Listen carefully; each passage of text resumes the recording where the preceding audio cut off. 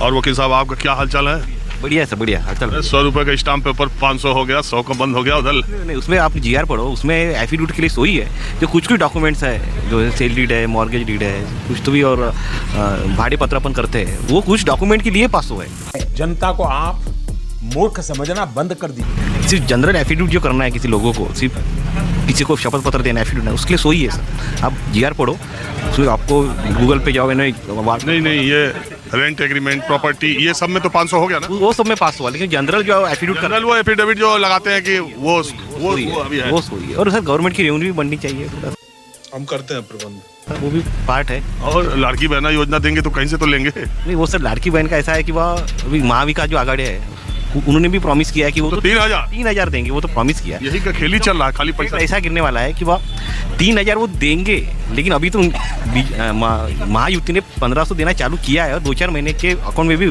महीने के अमाउंट भी लेडीज़ के खाते में जमा हुए, तो लेडीज़ का ज़्यादा जो वोट है वो महायुति को सर ज़्यादा फेवर करेंगे, ऐसा लगता है। चोर है मोदी ये लाड़की बहना, क्योंकि इन्होंने 3,000 का प्रॉमिस किया है, महाविकास आघाड़ी ने इन्होंने दिए हैं।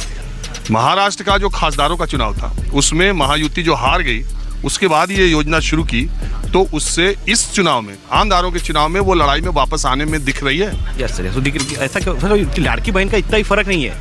क्या बात कर रहे हैं? अलग अलग चेहरे लाए नहीं है, वही कैंडिडेट महायुति ने भी रिपीट किए है, तो लोगों को भी लगता है कि वह जैसे बीजेपी वाले हरदम बोलते हैं कि वह घराने चाहिए, तो इन्होंने भी वही प्रकार रखा है कि वह एक ही कैंडिडेट को 2 बार, 3 बार, 4 बार एक ही भी टिकट दे, तो लोगों उससे भी नाराज है थोड़ा सा, इसलिए लोगों ने महाविकास आघाड़ी को भी लोकसभा में ज़्यादा प्रेफरेंस दिया है। मैं तो तेरे को हरामी समझता था, तो राम निकला रे देव।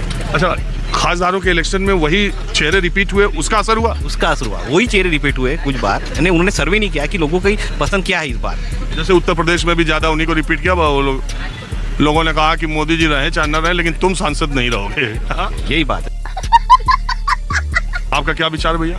नहीं, वो अपक्ष जो है ना, सचिन पावड़े अच्छा कैंडिडेट है, और अभी शेखर शिंदे भी है यहाँ से, और डॉक्टर भोयर भी है। अभी लड़त तीनों में ही होंगी, बाकी तो सब वोट खाने के लिए है।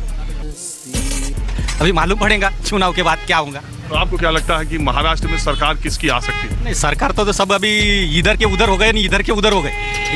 जब चुनाव का टाइम आता तो ये पक्ष कांग्रेस से बीजेपी में जाते हैं, बीजेपी के कांग्रेस में जाते हैं, सब इधर वो पुराने चेहरे आ रहे, नए लड़कों को चांस नहीं दे रहे। पढ़े लिखे बहुत है अपने पास, अनपढ़ों को ज़्यादा चांस दे रहे। क्या बात है सर? क्या घरानीशाही ज़्यादा चल रही है, नए लोगों को देती है। घरानीशाही तो सब में चल रही है, सभी वैसी ही पार्टियां है ना, कांग्रेस घराने में ही चल रहा है सब। बीजेपी भी वही कर रही, कांग्रेस भी, शरद पवार भी, अजीत पवार भी, शिवसेना उद्धव भी, शिवसेना शिंदे भी। नए लड़कों को चांस ही नहीं दे रहे। बहुत से लड़के जो चुनाव में आने के लिए तैयार है, अपक्ष रहने के कारण उनको चुन के नहीं देते। अच्छे लड़के जिनको मनस्या है कि अपन कुछ देश के लिए करे, अपने यहाँ के लिए करे कुछ। हमको एक बात बताइए, विदर्भ में भारतीय जनता पार्टी को 2019 में जितनी सीटें विदर्भ में इस पूरे इलाके में मिली थी, आपको लगता है कि इस बार भी उतनी आएंगे? नहीं, इस बार नहीं आएंगे। लोकसभा में देखा ना आपने, इस बार नहीं आएंगे। ये कह रहे हैं लोकसभा का मामला कैंडिडेट्स का भी था। नहीं, वो लोकसभा में जो अभी माहौल बना ना, कि वही माहौल अभी ये विधानसभा में भी रहेगा, क्योंकि ये बात लाड़की बहना ये लोगों को ये पैसे, ये 1,500 रुपये भीख देने से कोई फायदा है क्या? उनके बहनों को और उनके लड़कों को चॉकलेट दे रही है, रोजगार ही नहीं है, लड़कों को रोजगार नहीं, इसीलिए रोजगार नहीं तो लड़कियां नहीं मिल रही, उनकी शादियां नहीं हो रही ना। फिर उनके ये बोल रहे हैं कि हम 3 भाई है, बहनों को पैसे देंगे 1,500 में क्या हो रहा है? ये तेल पर पैसे बढ़ गए, 39 रुपये बढ़ गए। काश्तकारों को सोयाबीन को भाव नहीं, खेती के माल जो भी है, जो भी पेस्टिसाइड है, खत है, उस पर भाव बढ़ गए सब। वो भाव कम करो ना। शिक्षण खाते में जो लड़कों को पढ़ाई के लिए वो खाता, पेन पर भी टैक्स लग रहा है। तुम्हें शर्म है कुछ? बाहर देशों में पेन पर जो पढ़ाई लिखाई पर जो खर्च होता है वो 0 है। जो सरकार उन पर जो GST लगा रही है, वो नहीं है। अपने देश में सब पर पेट्रोल से लेके सब, तुम कुछ भी लो। अब आए ना लाइन पे। आपका क्या विचार है ये जो बोल रहे हैं इस पर? बिल्कुल सही बात है उनकी वाली। जनता जानती है, 10 साल में जनता ने भुगत लिया है, जनता को कितनी परेशानी हुई है। अरे आम आदमी के बारे में सोचो, जो बंडी पे है, जो रिक्शा चला रहे, जो हाथ बंडी चला रहे, अरे उनके बारे में सोचो ना। तुम अपने लेवल का डिसीजन दे रहे हो, इसमें कोई मतलब है क्या? महंगाई कितनी बढ़ गई है। अगर इस देश के गरीब को ताकत दी जाए तो गरीबी कल खत्म हो जाएगी। हर फील्ड के अंदर महंगाई बढ़ी है, हर फील्ड के अंदर रोजगार नहीं है, कामगारों को काम नहीं है, एजुकेशन की जो पोजीशन है वो खराब है, बच्चे ढंग से पढ़ रहे नहीं है, स्कूलों में फीस बढ़ा दी है। ये तमाम बातें इन लोगों ने देखना चाहिए ना। हमने 10 साल का अनुभव लिया है इनका वाला। इन्होंने 10 साल में क्या किया? 6 साल से वो पुलिया वैसी पड़ा हुआ है, टूटा हुआ। किसी आमदार ने, किसी खासदार ने बनाया नहीं। ये बड़ी अच्छी बात कही आप। उसकी कोई आवाज़ उठाने कोई तैयार नहीं। क्या करेंगे? सिर्फ ऊपरी बातें बताते, सब नया, बिल्कुल नया चमकीला बताते और वोट मांगते। 5 साल अब आपका विचार क्या है ये जो कह रहे हैं? अभी इसमें से तो 50% तो वो भी सही बोल रहे हैं। 50% गलत। बिल्कुल। क्योंकि विषय नहीं, जैसे महंगाई के ऊपर में मुद्दा है और जनता ये भी चाहती है कि महंगाई बढ़ चुकी है, लेकिन अभी महंगाई कम करने के लिए ये सरकार क्या करेंगी, वो सरकार क्या करेंगी, इसमें तो समय चला जाएगा। बराबर है। अब जिसको अपने को लाना है, पहले मुद्दा वो देखना है कि अपन अभी किस पोजीशन पे अपन किसको ला सकते हैं। आप कहाँ थे ज्ञानी बाबा? अभी यहाँ पे मुद्दा है बीजेपी और कांग्रेस। बराबर है। बीजेपी कांग्रेस में यहाँ पे फिलहाल में अभी टक्कर है, कम ज़्यादा हो सकता है शायद, फिर भी बीजेपी निकलेगी ऐसा यहाँ से ख्याल है। आपको लगता है महायुति की सरकार आएगी? बिल्कुल। किस वजह से? अब दूसरा कुछ उपाय तो है नहीं। अब कोई उपाय हो तो बताइए। अब ऊपर जो बैठा है नीचे भी तो वही लगेगा। अनुभव लिया हमने। ये इनका कहना है कि महंगाई बढ़ा दी, बेरोजगारी बढ़ा दी।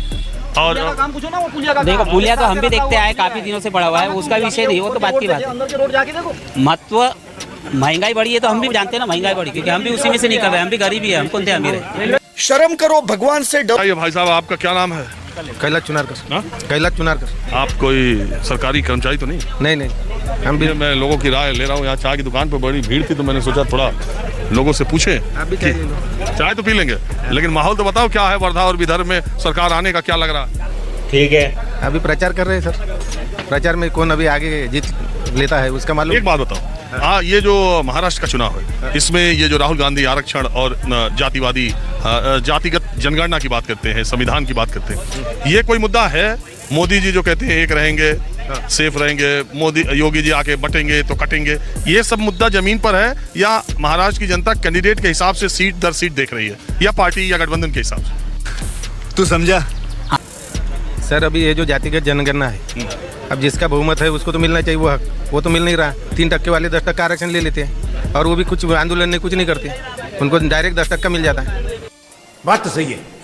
और 52% लोग हैं, उनको 27% आरक्षण देने के लिए काकू करते हैं। अच्छा, तो आप वो इकोनॉमिकली वीक सेक्शन EWS को जो 10% आरक्षण मिला, आप उसकी बात कर रहे हैं क्या? इकोनॉमिक आरक्षण सबको मिलना चाहिए सर, सबको शिक्षा समान मिलना चाहिए।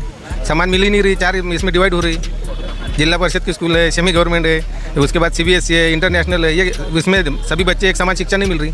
और गवर्नमेंट बोलती सबका साथ सबका विकास। कैसा विकास हो रहा है? मुझे क्रेडिट नहीं चाहिए, सबका। आप ही बताइए।